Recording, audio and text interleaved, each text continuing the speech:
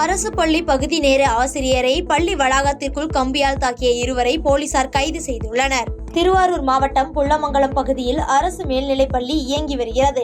இப்பள்ளியில் தற்போது வகுப்பறை கட்டிட வேலை நடைபெற்று வருகிறது. இந்த நிலையில் இன்று காலை பள்ளியில் வழிபாட்டு கூட்டம் நடைபெறும் போது டிராக்டர் மூலம் பொருட்களை இறக்குவதற்காக ஒப்பந்த நிறுவனத்தில் பணிபுரியும் சூப்பர்வைசர் சக்திவேல் மற்றும் ஓட்டுநர் முருகன் ஆகியோர் பள்ளி வளாகத்திற்குள் வந்துள்ளனர். அப்போது அந்த பள்ளியில் பெற்றோர் ஆசிரியர் கழகம் மூலம் பகுதி நேர ஆசிரியராக பணிபுரியும் சிவா என்கிற விலங்கியல் ஆசிரியர் வழிபாட்டு கூட்டம் முடிந்தவுடன் டிராக்டரை உள்ளே எடுத்து வரலாம் என்று கூறியுள்ளார். இதில் ஆசிரியருக்கும் இவர்களுக்கும் வாக்குவாதம் முற்றி சக்திவேல் மற்றும் முருகனும் இரும்பு கம்பியால் ஆசிரியரை தாக்கியுள்ளனர். இதில் பலத்த காயமடைந்த ஆசிரியர் திருவாரூர் அரசு மருத்துவக் கல்லூரி மருத்துவமனையில் சிகிச்சை பெற்று வருகின்றனர். மேலும் தாக்குதல் நடத்திய இருவரை போலீசார் கைது செய்துள்ளனர். பாதகம் செய்பவரை கண்டால் நாம் பயங்கொள்ளலாகாது பாப்பா, மோதி மிதித்து விடு பாப்பா, அவர் முகத்தில் உமிழ்ந்து விடு பாப்பா.